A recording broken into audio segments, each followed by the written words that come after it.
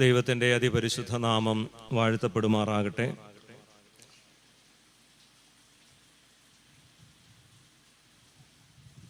ഇത്രയും മനോഹരമായ ഒരു അന്തരീക്ഷത്തിൽ നമുക്കെല്ലാവർക്കും ഒരുമിച്ച് ദൈവവചനത്തിൻ്റെ സ്വസ്ഥതയും സമാധാനവും സൗഖ്യവും അനുഭവിപ്പാൻ ദൈവം ഇടയാക്കിയതോർത്ത് ദൈവത്തിന് മനഃപൂർവ്വമായി സ്തോത്രം ചെയ്യുന്നു. ഇപ്രകാരം ഈ ഒരു കൺവെൻഷൻ്റെ ഭാഗമാകുന്നതിന് ദൈവം സഹായിച്ചു. മുൻ വർഷങ്ങളിലൊക്കെ ക്ഷണിച്ചിട്ടുണ്ടെങ്കിലും അന്നൊന്നും വരാനായിട്ട് സാധിച്ചിട്ടില്ല. ഇപ്പോഴാണ് അതിന് അവസരമുണ്ടായത്. യേശുദാസനച്ചൻ എന്നോട് പറഞ്ഞു, ഞാൻ വിളിച്ചിട്ട് ഇയാൾ ഇതുവരെ വന്നിട്ടില്ല. എന്നാൽ ഈ വർഷം അത് സാധിച്ചു. പ്രിയപ്പെട്ട സുനിലച്ചൻ, ദീർഘവർഷങ്ങളായി അച്ഛനെ എനിക്ക് വലിയ പരിചയവും എനിക്കേറെ ബഹുമാനമുള്ള ഒരച്ഛനാണ്. ദീർഘവർഷങ്ങൾ അച്ഛൻ ടിബറ്റൻ ബോർഡറിലൊക്കെ പ്രവർത്തിച്ചു. പിടവൂർ ആശാഭവനിൽ അച്ഛൻ വളരെ ശ്രേഷ്ഠമായ നിലയിലൊക്കെ പ്രവർത്തിച്ചു. അതുകൊണ്ട് ഹൃദയം തൊട്ട് ഞാൻ ഏറെ ആദരിക്കുന്ന പ്രിയപ്പെട്ട അച്ഛനോടൊപ്പം ഈ വേദി പങ്കിടാൻ സാധിച്ചതും ഞാനൊരു സന്തോഷമായി കാണും. പ്രിയപ്പെട്ട അച്ഛന്മാർ, അൽമായ സുഹൃത്തുക്കൾ, നേരത്തെ ഇരുന്ന ഇടവകയിലെ പരിചയക്കാർ, സമീപവാസികൾ, അങ്ങനെ പലരെയും എനിക്ക് പരിചയമുണ്ട്. ഗായക സംഘത്തിൻ്റെ പാട്ടിനും പ്രത്യേകം നന്ദി. തോമസ് മാത്യു അച്ഛൻ ഇതിൻ്റെ ഒരു ആസ്ഥാന ആളാണ്, അച്ഛനായിരുന്നു. പുനലൂർ സെൻറ്റർ കൺവെൻഷൻ്റെ ക്വയർ നടത്തിയത് അച്ഛനായിരുന്നു. അച്ഛനെ വീണ്ടും ഇങ്ങനെ സജീവമായി കാണുന്നതിൽ ഒത്തിരി സന്തോഷം. സെമിനാരിയിൽ കൂടെ പഠിച്ചവരും സീനിയർ ക്ലാസ്സിൽ പഠിച്ചവരും ഒക്കെ പലരും ഇവിടെയുണ്ട്. എല്ലാവരെയും ഓർത്ത് ഞാൻ ദൈവത്തിന് നന്ദി പറയും. നമ്മൾ ഇന്ന് ഒരുമിച്ച് ധ്യാനിപ്പാനായി കർത്താവിൽ ആഗ്രഹിക്കുന്നത് 5-ാം സങ്കീർത്തനമാണ്. 5-ാം സങ്കീർത്തനത്തിൻ്റെ അത് ഒരു പ്രാവശ്യം വായിച്ചല്ലോ. അതിൻ്റെ കുറിവാക്യമായി അല്ലെങ്കിൽ അതിൻ്റെ പ്രധാന ധ്യാന വിഷയമായി എടുത്തിരിക്കുന്നത് 8-ാമത്തെ വാക്യമാണ്. 5-ാം സങ്കീർത്തനം 8-ാം വാക്യം. നിങ്ങളൊരു മത്സരം വേണ്ട, ഞാൻ അങ്ങ് വായിക്കാം. യഹോവേ, എൻ്റെ ശത്രുക്കൾ നിമിത്തം നിന്റെ നീതിയാൽ എന്നെ നടത്തണമേ. എൻ്റെ മുൻപിൽ നിന്റെ വഴിയെ നിരപ്പാക്കണമേ. Lead me, O lord, in your righteousness because of my enemies. Make your way straight before me. പ്രാർത്ഥിക്കാം. ഞങ്ങളെ സ്നേഹിക്കുന്ന ഞങ്ങളുടെ ദൈവമേ, സ്വർഗീയ നല്ല കർത്താവേ,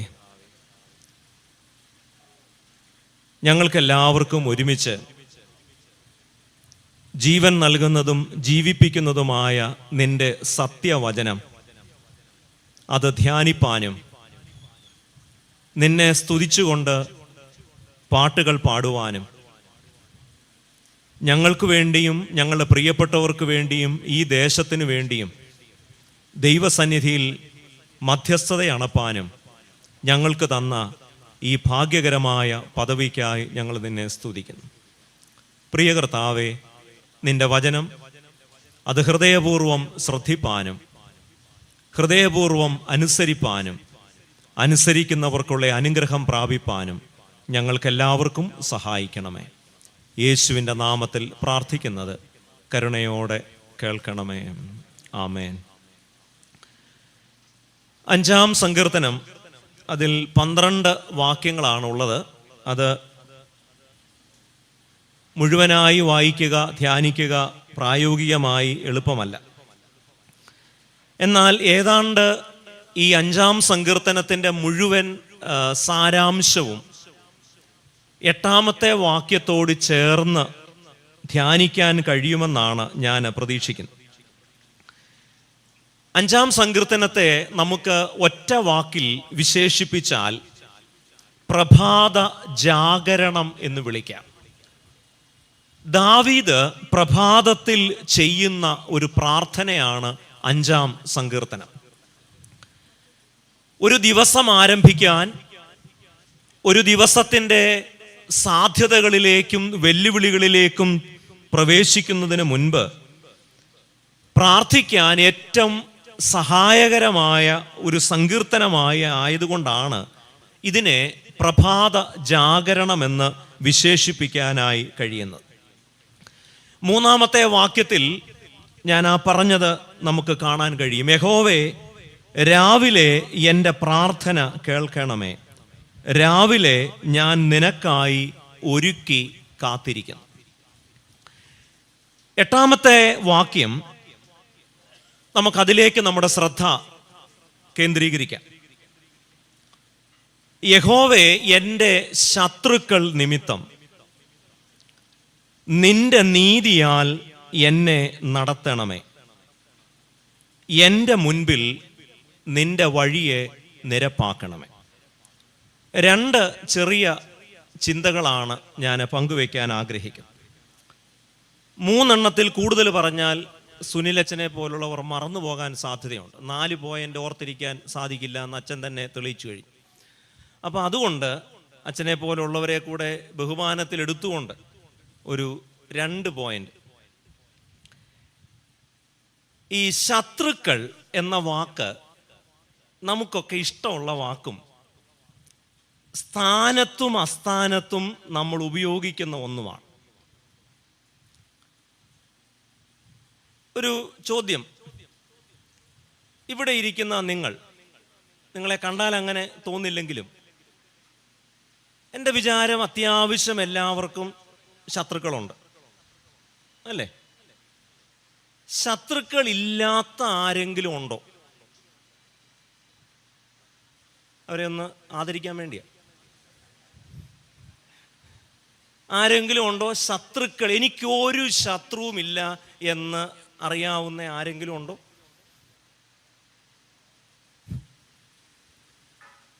നമ്മൾ പാട്ട് പാടുമ്പം നമുക്ക് ഏറ്റവും അധികം ഉശിരി വരുന്നത് എപ്പോഴാണെന്നറിയോ?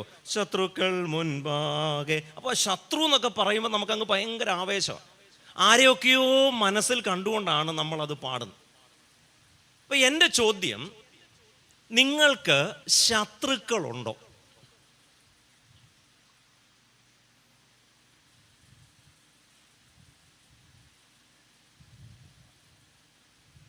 ഇനി അഥവാ നിങ്ങൾക്ക് ശത്രുക്കൾ ഉണ്ടോ ഇല്ലയോ എന്ന് സംശയമുണ്ടെങ്കിൽ നിങ്ങൾ ഒരു ഇലക്ഷന് മത്സരിച്ചാൽ മതി. ഒരു ശത്രുവുമില്ല എന്ന് 100% ബോധ്യമുള്ളവർ ഒരു തെരഞ്ഞെടുപ്പിലൊന്ന് മത്സരിച്ച് നോക്കിയാൽ നിങ്ങൾ പോലും ഞെട്ടിപ്പോവും. അല്ലെങ്കിൽ നിങ്ങൾക്ക് എന്തെങ്കിലും ഒരു വീഴ്ചയോ അബദ്ധമോ വരണം. യഥാർത്ഥത്തിൽ എല്ലാവർക്കും സ്നേഹിതരെക്കാൾ കൂടുതൽ ശത്രുക്കളാണ്. അനുകൂലമായ ഒരു സാഹചര്യത്തിൽ മാത്രമേ നമ്മുടെ ശത്രുക്കളുടെ ഒരു വ്യാപ്തിയും എണ്ണവും നമ്മൾ അറിയുന്നുള്ളൂ എന്ന് മാത്രമേ ഉള്ളൂ. എന്നാൽ വെറുതെ ശത്രുക്കൾ എന്ന് പറഞ്ഞതുകൊണ്ട് കാര്യമില്ല. 2 തരത്തിൽ നമുക്ക് ശത്രുക്കൾ ഉണ്ടാവാം. ഒന്ന്, നമ്മുടെ കയ്യിലിരിപ്പ് കൊണ്ട് നമുക്ക് ശത്രുക്കൾ ഉണ്ടാവാം. അപ്പൊ എല്ലാവർക്കും ശത്രുക്കളുണ്ട്, ആ കാര്യത്തിൽ തർക്കമൊന്നുമില്ല. എനിക്കും ഉണ്ട്, നിങ്ങൾക്കും ഉണ്ട്, നമുക്കെല്ലാം അത്യാവശ്യം ശത്രുക്കളുണ്ട്. പക്ഷെ എണ്ണിയാലെങ്ങും തീരുന്നില്ലെന്ന് മാത്രമേ ഉള്ളൂ. എന്നാൽ ഈ രാത്രി എനിക്ക് നിങ്ങളോട് ചോദിക്കാനുള്ളത്, ശത്രുക്കൾ ഉണ്ടായിരിക്കുക എന്നത് ഒരു ദോഷമൊന്നുമല്ല. അത്യാവശ്യം കുറച്ച് ശത്രുക്കളൊന്നും ഇല്ലേ പിന്നെ ജീവിച്ചിരുന്നിട്ട് എന്താ കാര്യം? അപ്പൊ എനിക്ക് ഒരു ശത്രുവുമില്ല എന്ന് പറഞ്ഞാൽ അതിന് 2 അർത്ഥമേ ഉള്ളൂ. ഒന്നുകിൽ നിങ്ങൾ പണ്ടേ മരിച്ചുപോയി എന്നാണ് അതിൻ്റെ അർത്ഥം. കാരണം ജീവിച്ചിരിക്കുന്നവർക്ക് മാത്രമേ ഉള്ളൂ ശത്രുക്കൾ. കുറേ വർഷങ്ങൾ ഫ്യൂണറൽ കഴിഞ്ഞില്ലെന്നുള്ളതേ ഉള്ളൂ. മരണമൊക്കെ പണ്ടേ സംഭവിച്ചത്. മരിച്ച് ജീവിക്കുന്നവർക്ക് ശത്രുക്കളില്ല, ജീവിച്ചു മരിക്കുന്നവർക്കാണ് ശത്രുക്കൾ. അതുകൊണ്ട് ശത്രുക്കളില്ല എന്നത് ഒരു യോഗ്യതയൊന്നുമല്ല. നമ്മുടെ യേശു കർത്താവിന് ശത്രുക്കൾ ഉണ്ടായിരുന്നോ?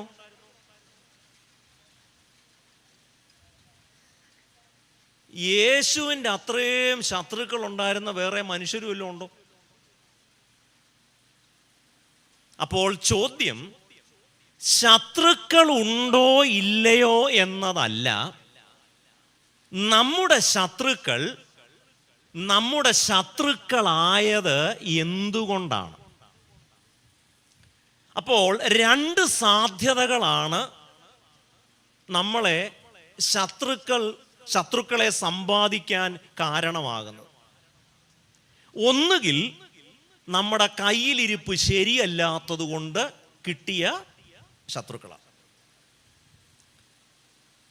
ഈ കയ്യിലിരിപ്പ് ശരിയല്ലാത്തത് കൊണ്ട് ശത്രുക്കൾ ഉണ്ടാവുക എന്ന് പറഞ്ഞാൽ എന്താണ് അർത്ഥം? ഇവിടെ ദാവീദ് ഒരുപക്ഷെ സങ്കീർത്തനം വായിക്കുമ്പോൾ ഏറ്റവും അധികം ഉപയോഗിച്ചിട്ടുള്ള ചുരുക്കം വാക്കുകളിൽ ഒന്നാണ് ശത്രുക്കൾ. ദാവീദ് എപ്പോഴും ഉപയോഗിക്കുന്നുണ്ട് ശത്രുക്കൾ. അപ്പോൾ ഇവിടെ നമുക്ക് ശത്രുക്കളുണ്ട്. എന്നാൽ ചോദ്യം ശത്രുക്കൾ ഉണ്ടോ ഇല്ലയോ എന്നതിനേക്കാൾ നമ്മുടെ ശത്രുക്കൾ നമ്മുടെ കയ്യിലിരിപ്പ് കൊണ്ടും സ്വഭാവ ദൂഷ്യം കൊണ്ടും പെരുമാറ്റ ദൂഷ്യം കൊണ്ടും ശരിയല്ലാത്ത പ്രവൃത്തികൾ കൊണ്ടും നടപടിക്രമം കൊണ്ടും ഉണ്ടായതാണോ? വെറുതെ ഇരിക്കുന്ന മനുഷ്യരെ കുറിച്ച് അപവാദം പറയുമ്പോൾ നമുക്ക് എന്തുണ്ടാവാം? ശത്രുക്കളുണ്ടാവാം.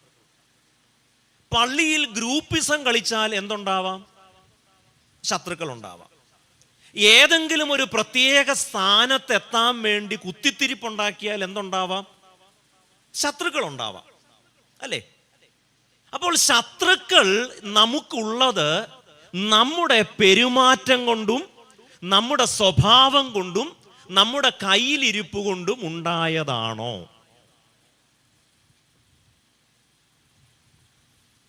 ശാന്തമായിട്ടൊന്ന് ആലോചിച്ച് നോക്കിക്കേ. എൻ്റെ ശത്രുക്കൾ എന്ന് ദാവീദ് പറയും. നമുക്കതൊന്ന് നമ്മുടെ ജീവിതത്തിലോട്ടൊന്ന് മാറ്റിയാൽ എൻ്റെ ശത്രുക്കൾ, നമ്മുടെ ശത്രുക്കൾ നമ്മുടെ കയ്യിലിരിപ്പിൻ്റെ ഫലമാണോ?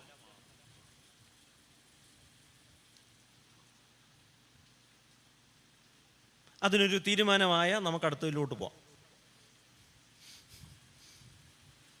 ഉത്തരവൊന്നും പറയണ്ട. എന്നാൽ രണ്ടാമതൊരു തരം ശത്രുക്കളുണ്ട്. അത് ദൈവഹിതം അനുസരിക്കുന്നത് കൊണ്ടുണ്ടാവുന്ന ശത്രുക്കളാണ്. മനുഷ്യരെക്കാൾ ദൈവത്തെ ഭയപ്പെടുമ്പോൾ, മനുഷ്യരെക്കാൾ ദൈവത്തെ അനുസരിക്കുമ്പോൾ നമുക്ക് എന്തുണ്ടാവാം? ശത്രുക്കൾ ഉണ്ടാവാം. അപ്പോൾ ഇന്ന് രാത്രി അത് ധ്യാനിച്ച് നമുക്ക് തുടങ്ങാം. ദാവീദിന്റെ ജീവിതത്തിൽ രണ്ട് ഘട്ടങ്ങളിലായി ദാവീദിന് ശത്രുക്കളുണ്ട്. ഒന്നാമത്തെ ഘട്ടം എന്ന് പറയുന്നത് കേവലം ഒരു ആട്ടിടയ ബാലനായി ജീവിച്ച ദാവീദ്, ശൗൽ രാജാവ് ദൈവത്തെ ദുഃഖിപ്പിച്ചപ്പോൾ പകരം ഒരാളെ കണ്ടെത്താൻ ദൈവം തീരുമാനിക്കുകയും അങ്ങനെ ഇശായിയുടെ കുടുംബത്തിൽ തൻ്റെ പ്രവാചകനായ ശമൂവേലിനെ അയച്ച് ദാവീദിനെ അഭിഷേകം ചെയ്ത് രാജാവായി വാഴിച്ചു. അന്നു മുതൽ ശൗലും ശൗലിൻ്റെ ഫാൻസും ആരുടെ ശത്രുക്കളായി? അപ്പോൾ ദാവീദ് ഇവിടെ ഉദ്ദേശിക്കുന്ന ശത്രുക്കൾ എന്നത് ദൈവഹിതം അനുസരിക്കുന്നത് കൊണ്ട് ഉണ്ടാകുന്ന ശത്രുക്കളാണ്. അല്ലാതെ കൈക്കൂലി വാങ്ങിച്ചത് കൊണ്ടും അതിരുമാന്തിയത് കൊണ്ടും കുത്തിത്തിരിപ്പുണ്ടാക്കിയത് കൊണ്ടും ഏഷണി പറഞ്ഞതുകൊണ്ടും ഉണ്ടായ ശത്രുക്കളല്ല. അതുകൊണ്ട് ദാവീദ് എൻ്റെ ശത്രുക്കൾ എന്ന് പറയുമ്പോൾ അത് ദൈവത്തിൻ്റെ ശത്രുക്കൾ എന്നും അതിനർത്ഥമുണ്ട്. ഇവിടെ ഈ വിഷയം നമ്മൾ ഒരല്പം കൂടെ ഒന്ന് ധ്യാനിക്കണമെന്നാണ് എൻ്റെ വിചാരം. എങ്കിൽ മാത്രമേ ആ വാക്യത്തിൻ്റെ തുടർ ഭാഗങ്ങളുടെ ഒരു കുറച്ചുകൂടെയുള്ള ഒരു വിശദാംശങ്ങളിലേക്ക് പോകാൻ നമുക്ക് സാധിക്കും. അപ്പോൾ ഞാൻ പറയാൻ ശ്രമിക്കുന്നത്, നമുക്ക് ശത്രുക്കളുണ്ട്. എല്ലാ മനുഷ്യർക്കും ശത്രുക്കളുണ്ട്. മരിച്ച് ജീവിക്കുന്നവരുടെ കാര്യമല്ല, ജീവിച്ചു മരിക്കുന്നവർക്കാണ് ശത്രുക്കൾ. എന്നാൽ ശത്രുക്കൾ തന്നെ രണ്ട് തരത്തിലുണ്ട്. ഒന്ന്, നമ്മുടെ കയ്യിലിരിപ്പ് കൊണ്ട് ഉണ്ടായ ശത്രുക്കൾ. രണ്ട്, മനുഷ്യരെക്കാൾ ദൈവത്തെ ഭയപ്പെട്ടതുകൊണ്ടും മനുഷ്യരെക്കാൾ ദൈവത്തെ അനുസരിച്ചതുകൊണ്ടും മനുഷ്യരുടെ പക്ഷത്ത് നിൽക്കുന്നതിന് പകരം ദൈവം സ്നേഹിക്കുന്ന മനുഷ്യരുടെ പക്ഷത്ത് നിൽക്കുന്നതുകൊണ്ടും നമുക്ക് എന്തുണ്ടാവാം? ശത്രുക്കൾ ഉണ്ടാവാം. അതുകൊണ്ട് ഇവിടെ നമ്മൾ ശക്തീകരിച്ചു പറയേണ്ടത്, അല്ലെങ്കിൽ നമ്മൾ നമ്മളോട് ചോദിക്കേണ്ടത്, എൻ്റെ ശത്രുക്കൾ ദൈവത്തിൻ്റെ ശത്രുക്കളാണോ, അതോ എൻ്റെ ശത്രുക്കൾ എൻ്റെ മാത്രം ശത്രുക്കളാണോ? പലപ്പോഴും നമ്മൾ പാട്ട് പാടുമ്പോഴും സങ്കീർത്തനം വായിക്കുമ്പോഴും ഒക്കെ ശത്രുക്കൾ എന്നതുകൊണ്ട് നമ്മൾ ഉദ്ദേശിക്കുന്നത്, അല്ലെങ്കിൽ നമ്മൾ കരുതുന്നത്, എനിക്കിഷ്ടമില്ലാത്തവരെല്ലാം, അല്ലെങ്കിൽ എനിക്ക് അനുകൂലമല്ലാത്തവരെല്ലാം, അല്ലെങ്കിൽ എന്നെ എതിർക്കുന്നവരെല്ലാം ദൈവത്തിൻ്റെ ശത്രുക്കളാണെന്നാണ് നമ്മൾ കരുതുന്നത്. അങ്ങനെയാണോ? എപ്പോഴാണ് എൻ്റെ ശത്രുക്കൾ ദൈവത്തിൻ്റെ ശത്രുക്കളാവുന്നത്? എൻ്റെ ശത്രുക്കൾ ദൈവത്തിൻ്റെ ശത്രുക്കളാവുന്നത് ഞാൻ ദൈവഹിതം അനുസരിക്കുന്നത് കൊണ്ട് ആരെങ്കിലും എനിക്ക് ശത്രുക്കളായാൽ മാത്രമേ എൻ്റെ ശത്രുക്കൾ ദൈവത്തിൻ്റെ ശത്രുക്കളാവും. അതുകൊണ്ട് വീട്ടിലാരെങ്കിലും അയലോക്കക്കാർ തമ്മിൽ ഒരു ചെറിയ പ്രയാസം ഉണ്ടാകുമ്പോൾ, അല്ലെങ്കിൽ അമ്മായിയമ്മയും മരുമോളും കൂടെ പ്രശ്നമൊക്കെ ഉണ്ടാകുമ്പോൾ, അതെല്ലാം ദൈവത്തിൻ്റെ ശത്രുക്കളാണ് എന്ന് ചിന്തിക്കുക. എൻ്റെ ശത്രുക്കൾ ദൈവത്തിൻ്റെ ശത്രുക്കളാണോ? ഇനി ദാവീദിന്റെ ജീവിതത്തിൻ്റെ ആദ്യ കാലങ്ങളിലൊക്കെ ദാവീദിന്റെ ശത്രുക്കൾ ദൈവത്തിൻ്റെ ശത്രുക്കളായിരുന്നു. കാരണം ശൗൽ രാജാവും ശൗലിൻ്റെ അനുചര വൃന്ദവും, അല്ലെങ്കിൽ ശൗലിൻ്റെ ഫാൻസും ഒക്കെ, അല്ലെങ്കിൽ കൊട്ടാരത്തിലെ കിങ്കരന്മാരൊക്കെ ദാവീദിനെതിരായത് ദാവീദ് ദൈവത്തിൻ്റെ ഹിതം അനുസരിച്ചതുകൊണ്ടും ദൈവത്തിൻ്റെ നിയോഗം സ്വീകരിച്ചതുകൊണ്ടുമാണ്. എന്നാൽ ദാവീദിന്റെ ജീവിതത്തിൽ രണ്ടാം ഘട്ടത്തിലും ദാവീദിന് ശത്രുക്കളുണ്ട്. അത് തൻ്റെ കയ്യിലിരിപ്പ് കൊണ്ടുണ്ടായ ശത്രുക്കളാണ്. അതെന്താണ് എന്ന് നമുക്കറിയാം. അതുകൊണ്ട് തന്നെ അതിൻ്റെ വിശദാംശങ്ങളിലേക്ക് പോകേണ്ടതില്ല. ദാവീദിന് ഊരിയാവിൻ്റെ ഭാര്യയോട് ഒരാഗ്രഹം തോന്നുകയും ഏതു വിധേനയും ഊരിയാവിൻ്റെ ഭാര്യയെ സ്വന്തമാക്കാനുള്ള കുത്തിത്തിരിപ്പ് തുടങ്ങി. അങ്ങനെ ഊരിയാവിനെ കൊല്ലുന്നു. ഒരുപക്ഷെ ഒരു കൊട്ടേഷൻ കൊലപാതകം എന്ന് നമുക്ക് വിളിക്കാവുന്ന തരത്തിൽ കൃത്യമായി ഊരിയാവിനെ സ്കെച്ച് ചെയ്ത് ആർക്കും സംശയം തോന്നാത്ത തരത്തിൽ ഊരിയാവിനെ കൊന്നു. അന്നു മുതൽ ദാവീദിന്റെ ജീവിതത്തിൽ പലരും ശത്രുക്കളായി മാറി. എന്തിന്?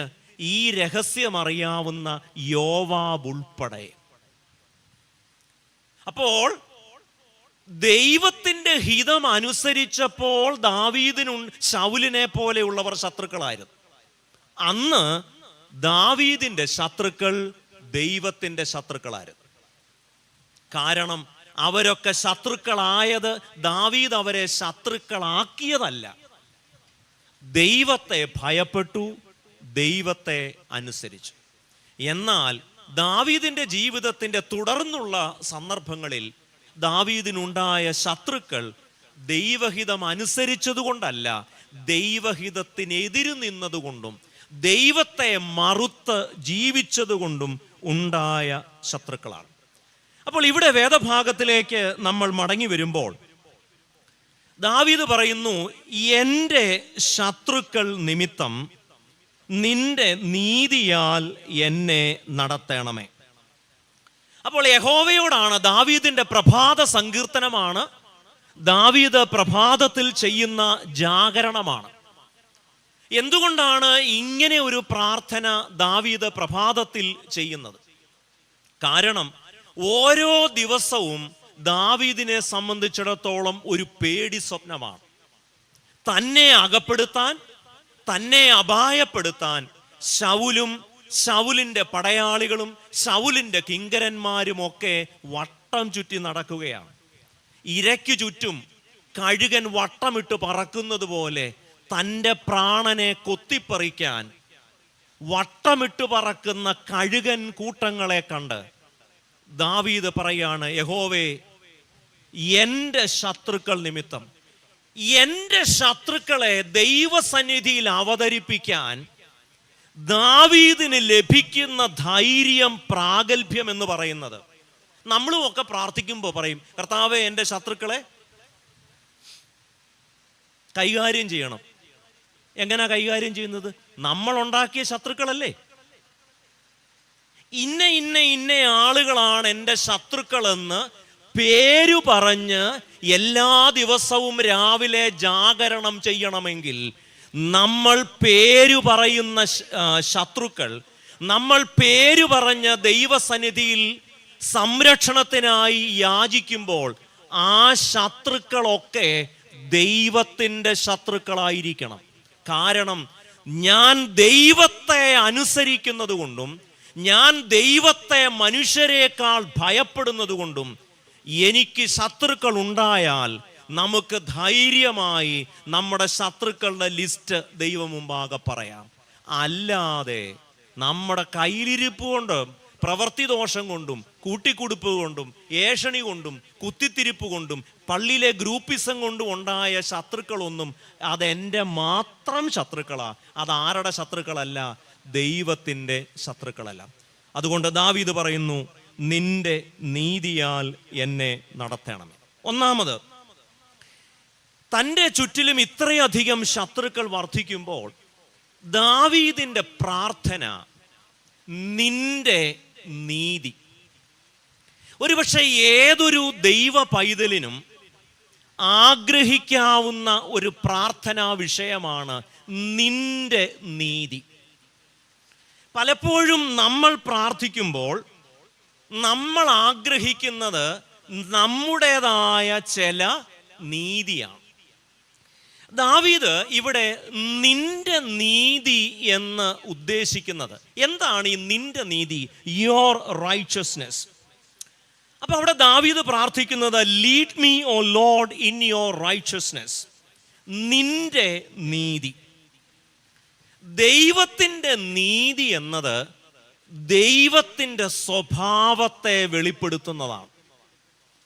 ഇത് നമ്മൾ വളരെ സൂക്ഷ്മമായി മനസ്സിലാക്കേണ്ടതും വിശ്വസിക്കേണ്ടതുമാണ്. God's righteousness reflects God's character. അപ്പോൾ ഞാൻ പ്രാർത്ഥിക്കുമ്പോൾ, അല്ലെങ്കിൽ നമ്മൾ പ്രാർത്ഥിക്കുമ്പോൾ, ശത്രുക്കളുടെ മുൻപാകെ മേശ ഒരുക്കണം, ശത്രുക്കളിൽ നിന്ന് രക്ഷിക്കണം എന്നൊക്കെ പറയുമ്പോൾ ഈ ശത്രുക്കൾ ദൈവത്തിൻ്റെ ശത്രുക്കളാണോ?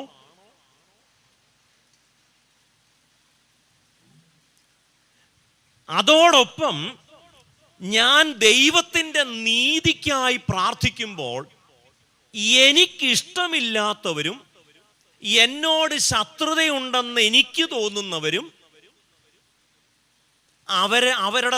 അവരുടെ മേൽ ദൈവത്തിൻ്റെ നീതി വെളിപ്പെടണമെന്ന് പറയുമ്പോൾ അവരുടെ നാശമാണോ നമ്മൾ ഉദ്ദേശിക്കുന്നത്? എനിക്ക് ചിലപ്പോൾ തോന്നിയിട്ടുണ്ട്, യഥാർത്ഥത്തിൽ നമ്മൾ ശത്രുക്കളെന്ന് കരുതുന്ന പലരും നമ്മുടെ ശത്രുക്കളല്ല. നമ്മൾ മിത്രങ്ങളെന്ന് കരുതുന്നവർ പലരും ശത്രുക്കളായിരിക്കാം. ഈ അടുത്ത സമയത്ത് നമ്മുടെ കേരളത്തിൻ്റെ അഭിമാനമായ സിനിമാ താരം മോഹൻലാൽ, അദ്ദേഹത്തിന് ഒരു വലിയ അവാർഡൊക്കെ കിട്ടി. അപ്പോൾ അവാർഡ് കിട്ടി അദ്ദേഹം ഒരു പ്രസംഗമൊക്കെ ചെയ്തു. അതിൽ കുമാരനാശാന്റെ കവിത എന്ന് പറഞ്ഞ് ഒരു കവിത അവിടെ ചൊല്ലി. അദ്ദേഹത്തിൻ്റെ ഏതോ സുഹൃത്തുക്കൾ എഴുതി കൊടുത്തതായിരിക്കണം. എന്തായാലും ആ കവിതയ്ക്ക് ആ സന്ദർഭവുമായും ബന്ധമില്ല, കുമാരനാശാനുമായും ബന്ധമില്ല, കുമാരനാശാന്റെ വീണപൂവുമായും ബന്ധമില്ല, വീഴാത്ത പൂവുമായും ബന്ധം. അപ്പോൾ ഇത് എഴുതി കൊടുത്തയാളുടെ പേര് സുഹൃത്തെന്നാണ്. ഇത് സുഹൃത്താണോ ശത്രുവാണോ?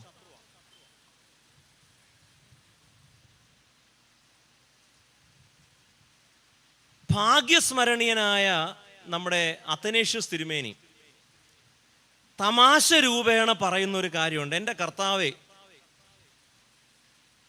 ഇങ്ങനെ ചില സുഹൃത്തുക്കളുണ്ട്, പിന്നെ ശത്രുക്കൾ എന്തിനാ? തിരുമേനിയോട് അടുത്തിടപെട്ടിട്ടുള്ളവരൊക്കെ പറയും.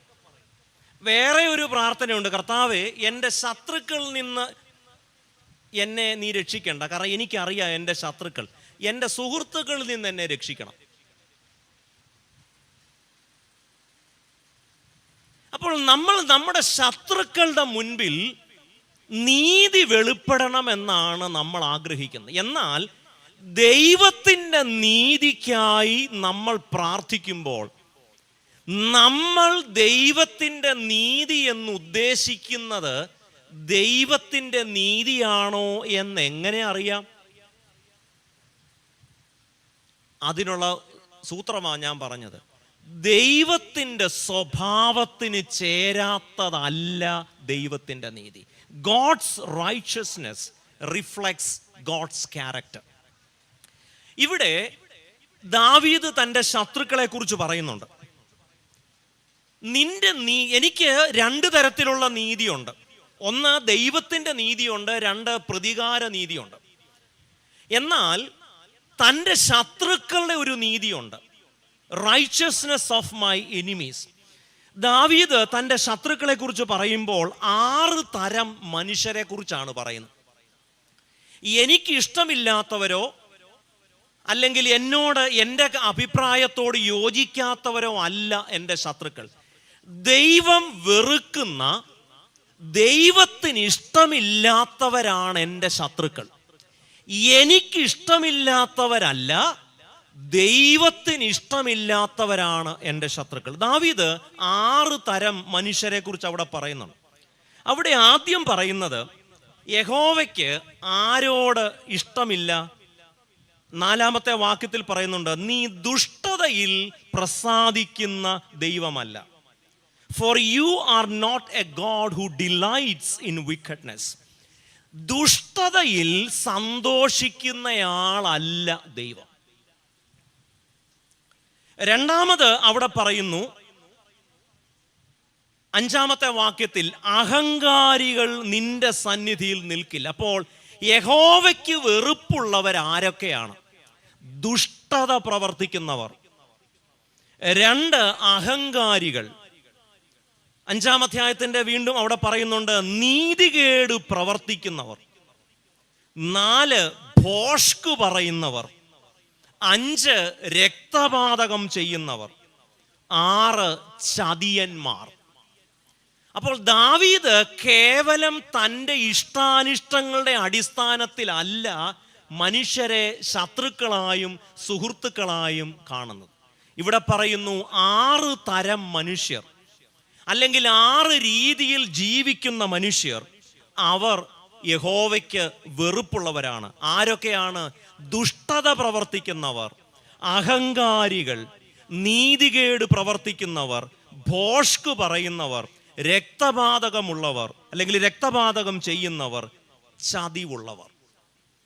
അപ്പോൾ ഈ ആരെയാണ് ശത്രുക്കൾ എന്ന് ദാവീദ് വിശേഷിപ്പിക്കുന്നത്?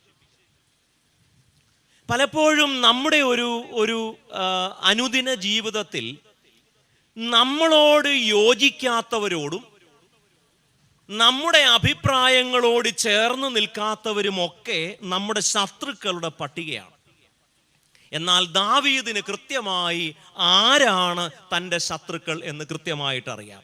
അത് അഹങ്കാരികൾ, ഭോഷ്ക് പറയുന്നവർ, ദുഷ്ടത പ്രവർത്തിക്കുന്നവർ, നീതികേട് പ്രവർത്തിക്കുന്നവർ, രക്തപാതകം ചെയ്യുന്നവർ, അതുപോലെ ചതിയന്മാരായിട്ടുള്ള ആളുകൾ. അതുകൊണ്ട് അവരുടെ നീതി അല്ല എനിക്ക് വേണ്ടത്. ഭോഷ്ക് പറയുന്നവരുടെ ഒരു നീതിയുണ്ട്, രക്തപാതകന്മാരുടെ നീതിയുണ്ട്, ചതിയന്മാരുടെ നീതിയുണ്ട്, അഹങ്കാരികളുടെ നീതിയുണ്ട്. എനിക്ക് വേണ്ടത് അവരുടെ നീതിയല്ല.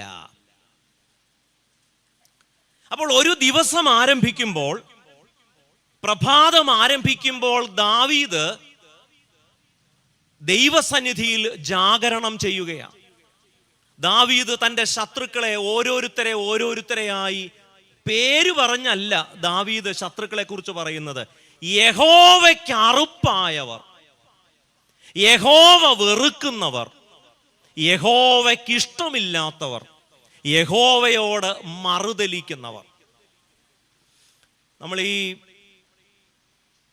ഞാനീ പറഞ്ഞല്ലോ, നമ്മൾ ഈ ശത്രു എന്നൊക്കെ പറയുമ്പം ആ വാക്ക് വളരെയധികം തെറ്റായി നമ്മൾ ഉപയോഗിക്കുന്നത് കൊണ്ടാണ് വീണ്ടും വീണ്ടും ആ വാക്കിൻ്റെ ഒരു ന്യൂവാൻസിങ്ങിനായിട്ട് ഞാൻ ശ്രമിക്കുന്നു. ദാവീദിൻ്റെ വലിയ പ്രാർത്ഥന, നിന്റെ നീതി എനിക്ക് മതി. ഇത് ഒരു പക്ഷേ നമുക്ക് അത്ര സ്വീകാര്യമാവാൻ സാധ്യതയില്ല.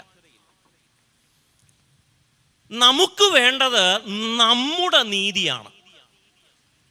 17-ാം സങ്കീർത്തനത്തിൽ പറയുന്നുണ്ട്, എനിക്കുള്ള നീതി നിന്റെ സന്നിധിയിൽ നിന്ന് പുറപ്പെടട്ടെ.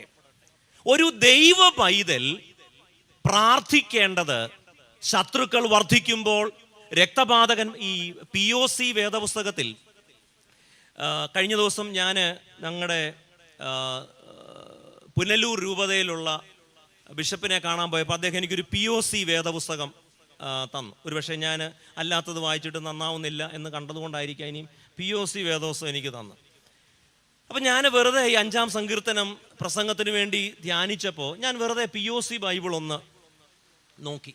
അവിടെ ശത്രുക്കൾ എന്ന പദമല്ല ഉപയോഗിച്ചിരിക്കുക, എനിക്ക് വേണ്ടി പതിയിരിക്കുന്നവർ.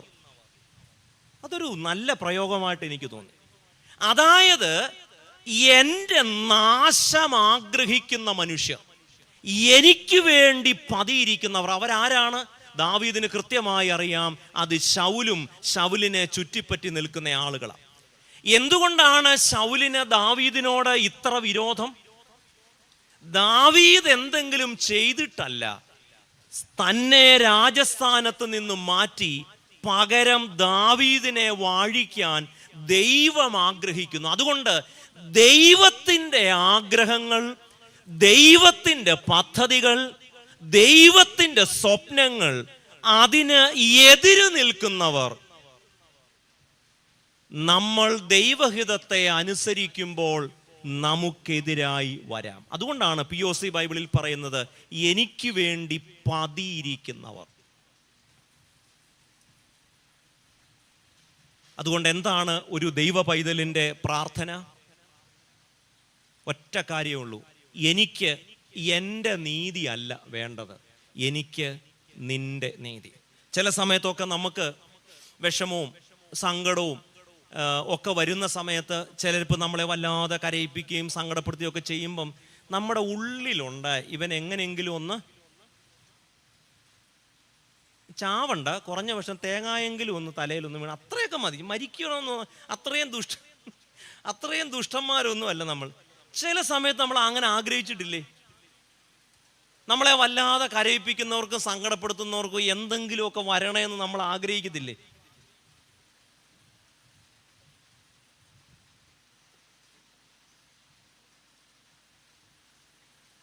ചില സമയത്ത് കുടുംബ പ്രാർത്ഥനയിലൊക്കെ മക്കൾ പറഞ്ഞാൽ കേൾക്കാതെ വരുമ്പം തെക്കോട്ട് പോകാൻ പറഞ്ഞാൽ വടക്കോട്ട് പോകും. നമ്മളെ വല്ലാതെ സങ്കടപ്പെടുത്തുമ്പോൾ നമ്മൾ യെശയ്യാ പ്രവചനമൊക്കെ പറയും, കാള തൻ്റെ ഉടയവനെയും കഴുത തൻ്റെ ഇവന്മാരെന്നോട് മത്സരിക്കുന്നു, നീ ഇവരെ പഠിപ്പിക്കണമേ എന്നൊക്കെ ഉദ്ദേശിക്കുന്ന എന്തുവാ? അവിടെ നമ്മൾ പ്രാർത്ഥിക്കുന്നത് ദൈവം ആരോട് പ്രതികാരം ചെയ്യണമെന്നാ. എനിക്കിഷ്ടമില്ലാത്തവർ, എന്നെ വേദനിപ്പിക്കുന്നവർ അവരോട് പ്രതികാരം ചെയ്യണമെന്ന്. എന്നാൽ ഇവിടെ ദാവീദ് ആഗ്രഹിക്കുന്നത് പ്രതികാരമല്ല, ദൈവത്തിൻ്റെ നീതിയാണ് ആഗ്രഹിക്കേണ്ടത്. ഒരു ദൈവ പൈതൽ ഒരിക്കലും അവനെയോ അവളെയോ അവരെയോ ഉപദ്രവിക്കുന്നവരെയും സങ്കടപ്പെടുത്തുന്നവരെയും ഓർത്ത് ദൈവസന്നിധിയിൽ അവരുടെ നാശം ആഗ്രഹിക്കില്ല. കാരണം നമ്മൾ പ്രാർത്ഥനയിൽ ആഗ്രഹിക്കുന്നത് ദൈവത്തിൻ്റെ നീതിയാണ്. ദൈവത്തിൻ്റെ നീതി എന്ന് പറയുമ്പോൾ അത് ദൈവത്തിൻ്റെ സ്വഭാവത്തിന് ചേർന്നതായിരിക്കണം. ഇവിടെ ഇരിക്കുന്നവരിൽ, ഓൺലൈനിൽ കേൾക്കുന്നവരും അല്ലാത്തവരും ഒക്കെ, നിങ്ങൾ വെറുതെ ഒന്ന് ചിന്തിച്ചു നോക്കിയേ.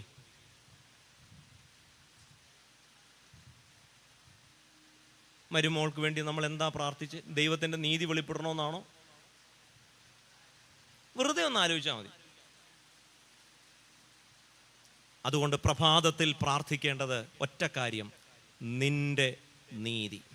അതുകൊണ്ട് നമുക്ക് ദൈവത്തിൻ്റെ നീതിയേക്കാൾ മറ്റൊന്നും ആരാണ് ഭക്തൻ? ദൈവത്തിൻ്റെ നീതിക്കായി ഓരോ പ്രഭാതത്തിലും ജാഗരണം ചെയ്യുന്നവനാണ് ആര്? ഭക്തൻ. അതുകൊണ്ട് ദാവീദ് പ്രഭാത ജാഗരണത്തിൽ ഒന്നാമതായി ദൈവത്തോട് അപേക്ഷിക്കുന്നത്, നിന്റെ നീതിയാൽ എന്നെ നടത്തണമേ. പ്രതികാര ബുദ്ധിയാലല്ല, എൻ്റെ ഇഷ്ടത്താലല്ല, എൻ്റെ താല്പര്യത്താലല്ല, എന്നെ നടത്തണം. എങ്ങനെ? നിന്റെ നീതിയാൽ. Lead me O Lord in your righteousness. രണ്ടാമത് ദാവീദ് പ്രാർത്ഥിക്കുന്നത്, എൻ്റെ മുൻപിൽ നിന്റെ വഴിയെ നിരപ്പാക്കണമേ. നമ്മളാണ് എങ്ങനെ പ്രാർത്ഥിച്ചേനെ?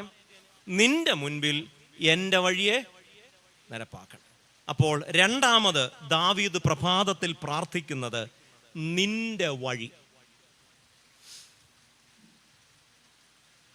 നമ്മളിവിടെ ആ നിന്റെ വഴി എന്ന ആ വാക്യം അല്ലെങ്കിൽ ആ വാചകം ഒന്നുകൂടെ ശാന്തമായി ചിന്തിക്കുമ്പോൾ, ദാവീദ് എന്താണ് നിന്റെ വഴി എന്നതുകൊണ്ട് ഉദ്ദേശിക്കുന്നത്?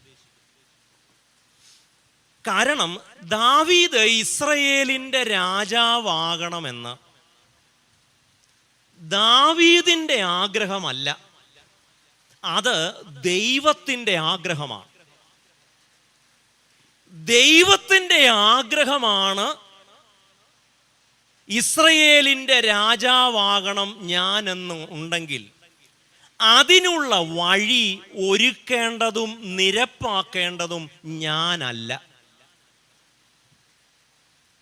പലപ്പോഴും സംഭവിക്കുന്നത്, നമ്മുടെ ആഗ്രഹങ്ങളെയും നമ്മുടെ സ്വപ്നങ്ങളെയും നമ്മൾ അത് എന്തായി വ്യാഖ്യാനിക്കും? ദൈവത്തിൻ്റെ ആഗ്രഹമായി വ്യാഖ്യാനിക്കും. നമ്മൾ അതിന് വളരെ സമർത്ഥരാണ്, അല്ലേ? ചിലപ്പോൾ നമ്മൾ കണ്ടിട്ടില്ലേ, കല്യാണമൊക്കെ നടക്കും, അപ്പനും അമ്മയ്ക്കും ഒന്നും സമ്മതമല്ല, വീട്ടിൽ കൊലപാതകമല്ലാത്തതെല്ലാം നടക്കും. അവസാനം പേന കത്തി കാണിച്ചും ആത്മഹത്യ ചെയ്യുമെന്ന് പറഞ്ഞും രജിസ്റ്റർ കല്യാണം ചെയ്യുമെന്നൊക്കെ പറഞ്ഞ് ഒരു തരത്തിൽ പേടിപ്പിച്ച് കല്യാണം കഴിയും. പക്ഷെ ആ കുറിയുടെ മണ്ടയ്ക്ക് എന്തോ അടിക്കും? ഇത് യഹോവയാൽ. ഇത്രയും അഭ്യാസങ്ങൾ മുഴുവൻ കാണിച്ച് ഉള്ള കുത്തിത്തിരിപ്പ് മുഴുവൻ ഉണ്ടാക്കി അപ്പനെയും അമ്മയും കരയിപ്പിച്ച് അവരെ ആത്മഹത്യാ ഭീഷണി മുഴക്കി അവസാനം എന്തെങ്കിലും ആവട്ടെന്ന് കരുതും. പക്ഷെ കുറിയടിക്കുമ്പം അതിൻ്റെ മുകളിൽ എന്തായിരിക്കും? ദാവീദ് പറയുക, ഞാൻ രാജാവാകേണ്ടത് എൻ്റെ ആവശ്യമല്ല, അതുകൊണ്ട് തന്നെ നിനക്ക് ഇഷ്ടമുണ്ടെങ്കിൽ വഴി നിരപ്പാക്കിയാൽ മതി. ഒരു കഥ പറഞ്ഞാൽ, ഈ എൻ്റെ വഴി നിൻ്റെ വഴി എന്നൊക്കെ പറഞ്ഞാൽ അത് കുറച്ചുകൂടെ വേഗത്തിൽ മനസ്സിലാവും. ഈ പണ്ട് നമ്മുടെ വീട്ടിലൊക്കെ ഈ കല്യാണം ഒക്കെ വീട്ടിൽ തന്നെയാണ് അലുവയൊക്കെ ഉണ്ടാക്കുന്നത്. അപ്പോൾ അതൊരു വലിയ ചടങ്ങാണ്. അപ്പോൾ അതിൻ്റെ അമ്മച്ചിമാരാണ് അതിൻ്റെ ഒരു ഷെഫ് പിള്ളയൊക്കെ നിൽക്കുന്ന പോലെയാണ് നമ്മുടെ അമ്മച്ചിമാർ ചട്ടയും മുണ്ടും ഒക്കെ ഉടുത്ത് ഇങ്ങനെ നിർവ്വാണം അവിടെ നിർവ്വാണയാണെങ്കിൽ ഇവർ ഇതൊക്കെ കണ്ടാണ് ഒരു അപ്പോൾ ഇളക്ക് അങ്ങോട്ടൊഴിക്കുക ഇങ്ങോട്ട്. അപ്പോൾ അമ്മച്ചിമാർ ഇതെല്ലാം ഒന്ന് സൂപ്പർവൈസ് ചെയ്യും. അപ്പോൾ ഇതെല്ലാം ഇപ്പം ഞങ്ങളുടെ വീട്ടിലും, ഞാൻ അങ്ങ് ഷിക്കാഗോയിലൊന്നും അല്ലല്ലോ ജനിച്ചത്, തലവടിയിലാണ്. അതുകൊണ്ട് അവിടെ ഈ പരിപാടിയൊക്കെ ഉണ്ട്. അപ്പോൾ ഈ അലുവ എല്ലാം മുറിച്ച് കഴിഞ്ഞ് ഈ ഹൽവ എന്നൊക്കെ പറയണമായിരിക്കും, അല്ലെ പൊളിറ്റിക്കലി കറക്റ്റ് അല്ലായിരിക്കും. അലുവ എന്നൊക്കെ പറഞ്ഞാൽ മതി, തേവലക്കര ഇത്രയൊക്കെ മതി. അപ്പോൾ ഹൽവ അല്ലെങ്കിൽ അലുവ, ഞാനൊരു സ്റ്റാൻഡേർഡ് ഇല്ലാത്ത ആളായതുകൊണ്ട് അങ്ങ് പറയുന്നതെന്ന് വിചാരിച്ചാൽ മതി. അപ്പോൾ ഈ അമ്മച്ചി അലുവ എല്ലാം അങ്ങോട്ട് റെഡിയാക്കി ഇത് ഓരോന്ന് അങ്ങോട്ട് മുറിക്കും. ഇതൊക്കെ മുറിക്കുന്ന കണ്ടു കഴിഞ്ഞാൽ കുർബാനയപ്പം മുറിക്കുന്ന പ്രിസിഷനിലാണ്. എല്ലാം മുറിച്ച് അങ്ങോട്ട് അടുക്കി വെക്കും. എന്നിട്ട് ഇതിൻ്റെ പുറത്ത് ഒരു വാഴയില കൊണ്ട് അങ്ങോട്ട് മൂടും. അപ്പോൾ എല്ലാം മുറിച്ച് അടുക്കി പാത്രത്തിലൊക്കെ വെച്ചിരിക്കുക, വാഴയില. എന്നിട്ട് ചെറിയൊരു കീറിട്ടേ, കാരണം ഈ ചൂടൊക്കെ ഒന്ന് പോകാനായിട്ട്. അപ്പോൾ ഞങ്ങളെപ്പോലെ അവിടെ അതിൻ്റെ ചുറ്റും ഇങ്ങനെ ഈ വായി നോക്കി നിൽക്കുന്ന കുറേ പിള്ളേർ കാണും. ഓരോ അലുവ തരും, സ്ഥലം വിട്ടോളം പറയും. അപ്പോൾ അമ്മച്ചി എല്ലാം മുറിച്ച് വെച്ചിരിക്കുക.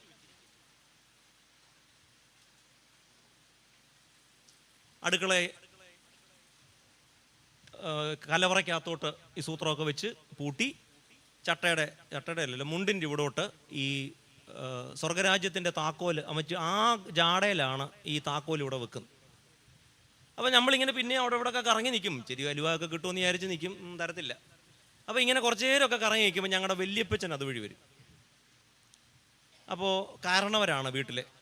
അപ്പോൾ അവിടോട്ട് വരുമ്പോൾ അമ്മച്ചി നേരെ അടുക്കളയിലോട്ട് ചെന്ന് എല്ലാം തുറന്ന് ഒരു കഷ്ണം അലുവ എല്ലാം മുറിച്ച് വെച്ചിരിക്കുക, അത് ഓർത്തോണം.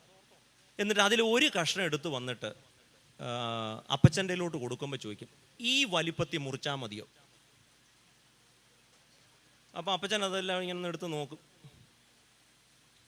മതിയടി. അപ്പം എനിക്ക് മനസ്സിലാവാത്തൊരു കാര്യം, ഇത് മുഴുവൻ മുറിച്ചു വെച്ചിട്ട് എന്തിനാണ് ഇങ്ങനെ ചോദിക്കുന്നത്?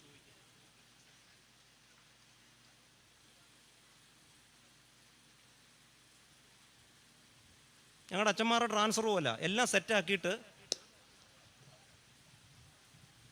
ഞാനൊന്നും അറിഞ്ഞില്ലേ, എല്ലാം ഒന്ന് വിറപ്പിച്ചു കഴിഞ്ഞാൽ പിന്നെ അതെന്തായി? ദൈവഹിതമായി. അപ്പം അലുവ എല്ലാം മുറിച്ചു വെച്ചിരിക്കുക. ആരുടെ ഹിതപ്രകാരം? അമ്മച്ചിയുടെ ഹിതപ്രകാരം അലുവ മുഴുവൻ മുറിച്ചു. എന്നിട്ട് മൂപ്പ് ചോദിക്കാൻ വേണ്ടി ഇതുപോലെ മതിയോ?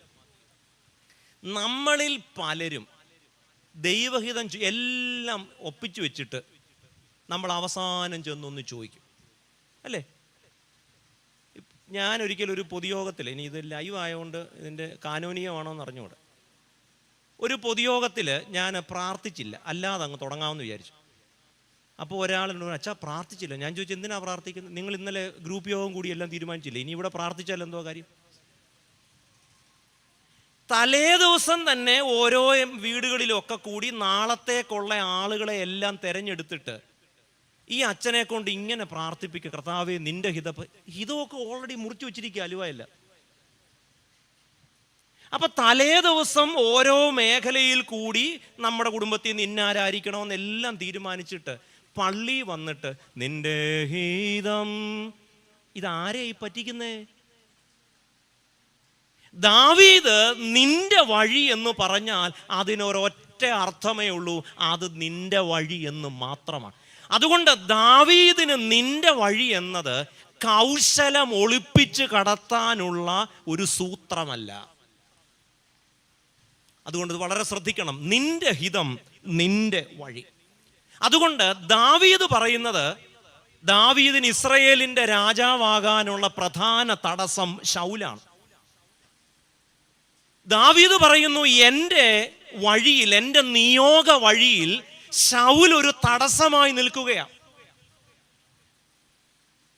അത് നീ ശരിയാക്കി തരണം. കാരണം ഞാൻ രാജാവാകേണ്ടത്, ഞാൻ ഇന്ന സ്ഥാനത്ത് എത്തേണ്ടത് എൻ്റെ ഹിതമല്ലല്ലോ. അതുകൊണ്ട് തന്നെ എനിക്ക് മുൻപിലുള്ള വഴി നിരപ്പാക്കേണ്ടത് എൻ്റെ ഉത്തരവാദിത്തമല്ല. പലപ്പോഴും ജീവിതത്തിൽ നമ്മൾ ആഗ്രഹിക്കുന്ന സ്ഥലത്ത് എത്താത്തത് കൊണ്ട് നമുക്ക് എന്തൊക്കെ വെപ്രാളങ്ങളാണെന്നറിയാമോ? അതിനുവേണ്ടി നമ്മൾ ചെയ്യാവുന്ന പരിപാടികളൊക്കെ ചെയ്യും.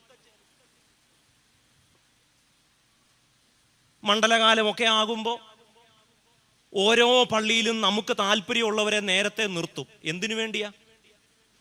പിന്നെ ടെൻഷനാണ്. ഞാൻ ഇന്ന സ്ഥാനത്ത് എത്തണമെന്നുള്ളത് എൻ്റെ ആഗ്രഹമാകുമ്പോഴാണ് ശരിയല്ലാത്ത, നേരല്ലാത്ത, ദൈവത്തിൻ്റെ സ്വഭാവത്തിന് ചേരാത്ത, ദൈവത്തെ വേദനിപ്പിക്കുന്ന, ദൈവത്തിൻ്റെ ഹൃദയത്തെ സങ്കടപ്പെടുത്തുന്ന, ദൈവത്തിൻ്റെ ഹൃദയത്തെ മുറിപ്പിക്കുന്ന, മുറിവേൽപ്പിക്കുന്ന വഴികൾ സ്വീകരിക്കുന്നത്.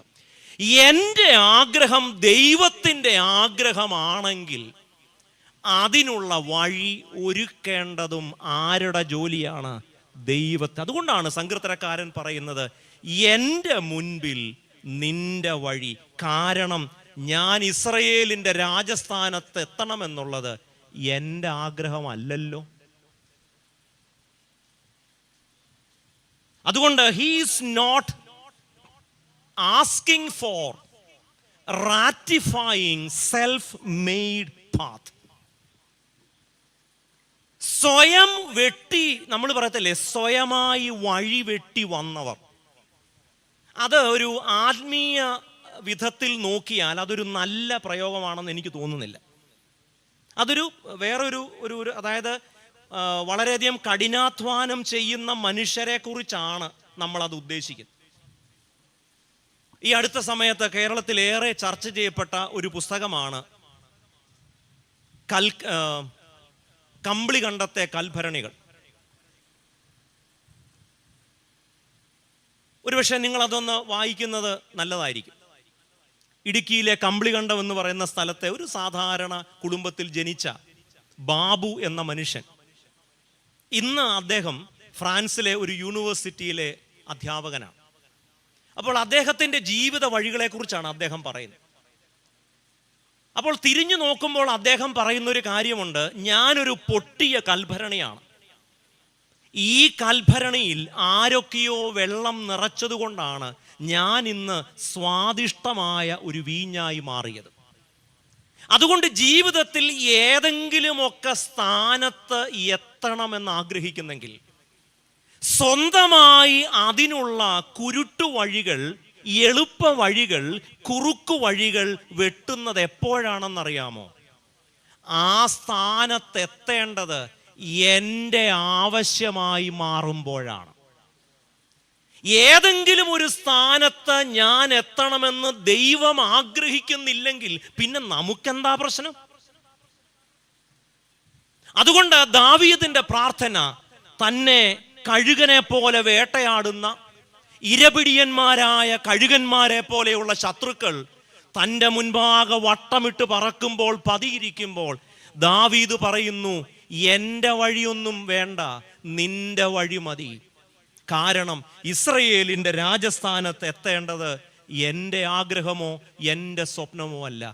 നിനക്കിഷ്ടമുണ്ടെങ്കിൽ നീ വഴി നിരപ്പാക്കിയാൽ മതി. നീ നിരപ്പാക്കുന്ന വഴിയിലൂടെ മാത്രം എനിക്ക് യാത്ര ചെയ്താൽ മതി. ഇത് പറയാൻ നമുക്ക് സാധിക്കും. ഓരോ പ്രഭാതത്തിലും നമ്മൾ പ്രാർത്ഥിക്കേണ്ടതാ, കർത്താവേ, എൻ്റെ വഴി മുടക്കുന്നവരുണ്ടായിരിക്കാം, ആരും വഴി മുടക്കിക്കോട്ടെ, നമുക്കൊരൊറ്റ പ്രാർത്ഥനയുള്ളൂ, നിന്റെ വഴിയാണ് അവർ മുടക്കുന്നതെങ്കിൽ നീ തന്നെ ആ വഴി നിരപ്പാക്കും. എന്നാൽ അത് എൻ്റെ വഴിയാണെങ്കിൽ വഴിമുടക്കികൾക്ക് അത് വഴിമുടക്കാൻ എളുപ്പമാണ്. എപ്പോഴാണ് നമ്മുടെ ജീവിതത്തിലെ വഴിമുടക്കികൾ നമ്മളുടെ സ്വപ്നങ്ങളെ തല്ലിക്കെടുത്തുന്നത് എന്ന് ചോദിച്ചാൽ, നമ്മുടെ വഴികൾ നമ്മുടെ മാത്രം വഴികളായിരിക്കുമ്പോഴാണ്. എന്നാൽ എപ്പോഴാണോ നമ്മുടെ വഴികൾ ദൈവത്തിൻ്റെ വഴികളാവുന്നത്, ആ വഴിയിൽ തടസ്സം നിൽക്കാൻ ഇനിയും പോന്ന ഒരുത്തൻ ജനിക്കേണ്ടിയിരിക്കുന്നു. ആരാണ് ദാവീദിന്റെ ശത്രു? ആ രാജ്യത്തെ ഏറ്റവും ശക്തനായ ആളാണ്. ഒരുപക്ഷെ മനുഷ്യരുടെ പ്രാണനെടുക്കാൻ അധികാരമുള്ളവൻ, ഒരാളുടെ ഭാവിയെക്കുറിച്ച് അവസാന വാക്ക് പറയുന്ന ഒരാൾ, ഒരുത്തനെ ഇല്ലായ്മ ചെയ്യാൻ പോലും കെൽപ്പുള്ളയാളാണ് രാജാവ്. പക്ഷേ ദാവീദിന് പതർച്ചയില്ല. കാരണം ദാവീദിന്റെ സ്വപ്നങ്ങൾ ദൈവത്തിൻ്റെ സ്വപ്നങ്ങളാണ്. എന്താണ് പ്രാർത്ഥിക്കുന്നത്? എനിക്ക് വഴി നിരപ്പാക്കണം. Make my way straight. ഒരുപക്ഷെ ഇവിടെ ഇരിക്കുന്ന ആ ചെറുപ്പക്കാരിൽ ജോലി സ്ഥലങ്ങളിലൊക്കെ പ്രതിസന്ധികൾ നേരിടുന്നവരുണ്ടാവാം. നിങ്ങളുടെ പ്രമോഷൻ തടയുന്നവരുണ്ടായിരിക്കാം. നിങ്ങൾക്ക് കിട്ടാവുന്ന ജോലി മുടക്കുന്നവരുണ്ടായിരിക്കാം. വിവാഹം മുടക്കുന്നവരുണ്ടായിരിക്കാം. നിങ്ങൾക്ക് ന്യായമായി ലഭിക്കേണ്ടതൊക്കെ തടസ്സപ്പെടുത്തുന്നവരുണ്ടായിരിക്കാം. എന്നാൽ നിങ്ങൾ സ്വന്തമായി വഴിവെട്ടാൻ മെനക്കെടരുത്. കാരണം ദൈവത്തിൻ്റെ വഴിയാണെങ്കിൽ ദൈവം നിങ്ങളെ എത്തിക്കുക തന്നെ ചെയ്യും. ഇനിയും അവിടെ എത്തണ്ട എന്നാണ് ദൈവത്തിൻ്റെ ഹിതമെങ്കിൽ അങ്ങനെ ആവട്ടെ. അതുകൊണ്ട് പ്രഭാതത്തിൽ ദാവീദ് പ്രാർത്ഥിക്കുന്നത് 2 കാര്യങ്ങളാണ്. ഞാൻ എൻ്റെ വാക്കുകൾ അവസാനിപ്പിക്കുക. നിന്റെ നീതി, നിന്റെ വഴി. നമ്മൾ എന്താണ് ഇന്ന് ഒരുമിച്ച് ധ്യാനിക്കാനായി ശ്രമിച്ചത്? 8:30 ആകുന്നല്ലോ സമയം. ദാവീദ് പറയുന്നു, എൻ്റെ ചുറ്റിലും, എൻ്റെ പ്രസംഗം നിർത്താനുള്ള കുറിപ്പാണോ? അല്ല, ഞാൻ നിർത്തി. ദാവീദ് പറയാണ്, എൻ്റെ ചുറ്റിലും ശത്രുക്കൾ ഇങ്ങനെ പതിയിരിക്കുന്നു. അപ്പോ ശത്രുക്കൾ ആരാണ്? ഒരു മിനിമം ഒരു 50 ശത്രുവെങ്കിലും ഇല്ലെങ്കിൽ പിന്നെ എന്തോന്ന് ജീവിതം. നമുക്കെല്ലാം ശത്രുക്കളുണ്ട്, ആവശ്യത്തിൽ കൂടുതൽ ശത്രുക്കളുണ്ട്. പക്ഷെ ചോദ്യം, ഈ ശത്രുക്കൾ നമ്മൾ ഉണ്ടാക്കിയതാണോ?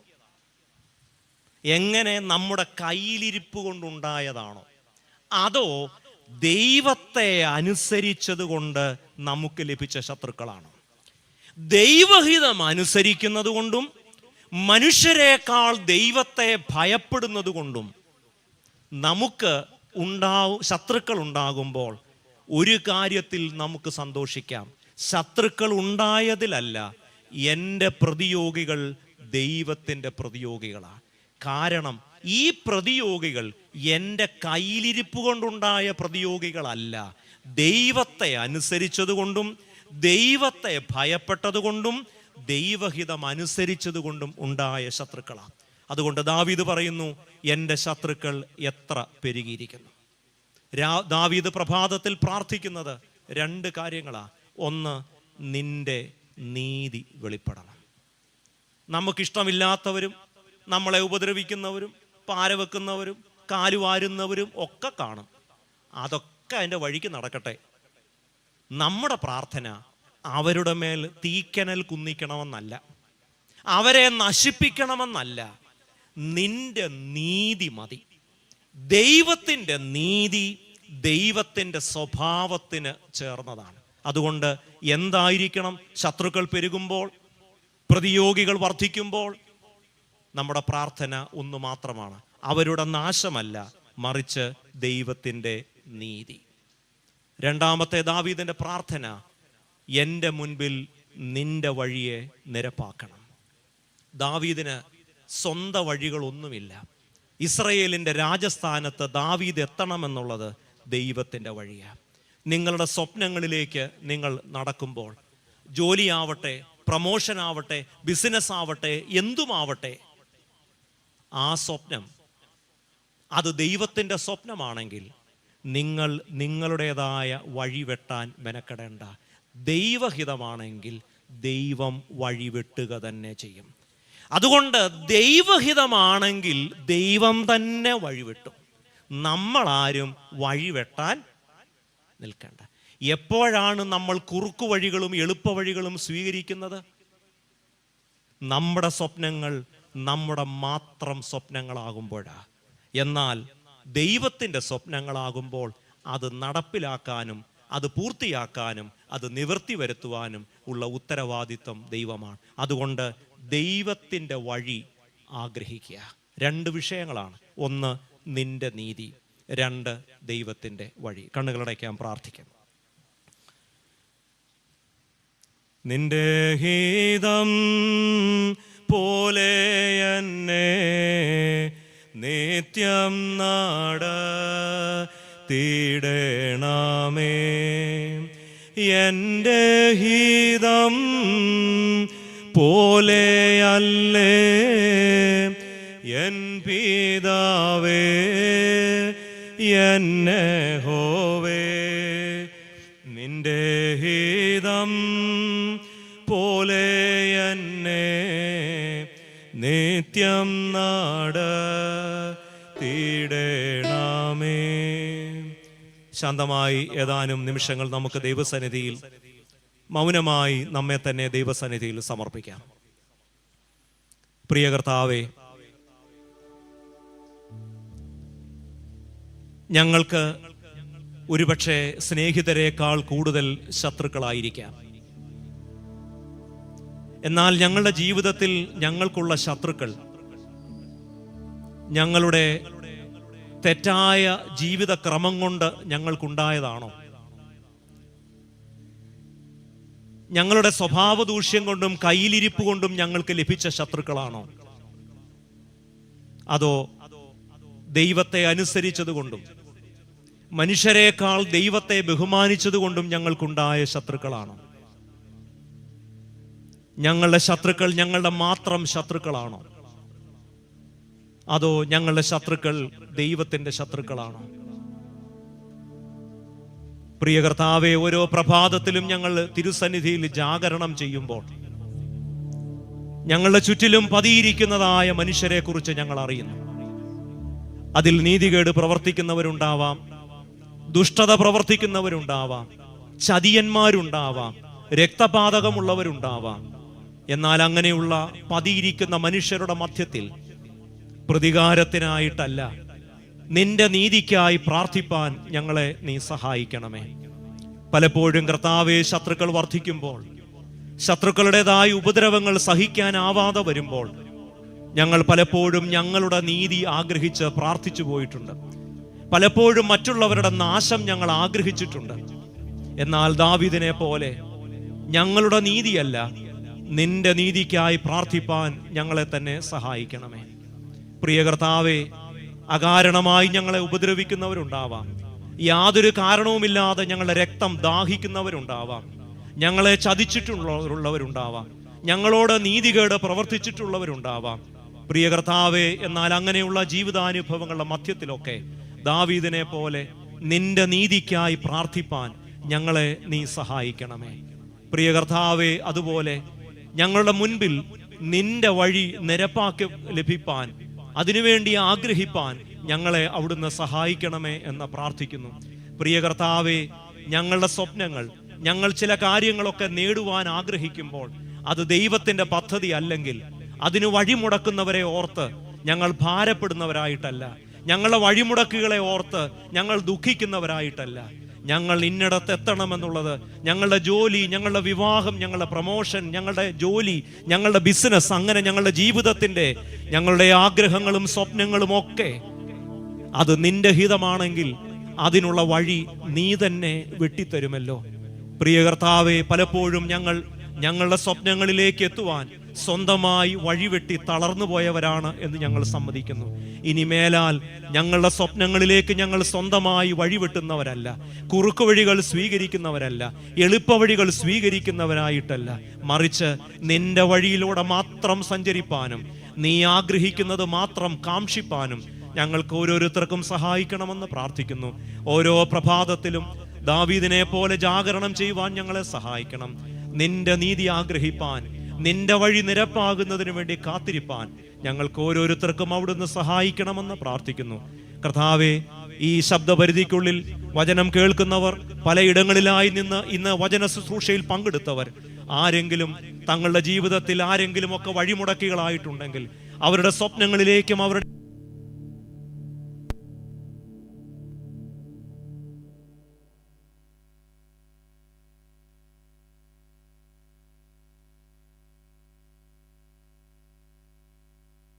ഞങ്ങൾക്ക് ഓരോരുത്തർക്കും അവിടുന്ന് സഹായിക്കണമെന്ന് പ്രാർത്ഥിക്കുന്നു.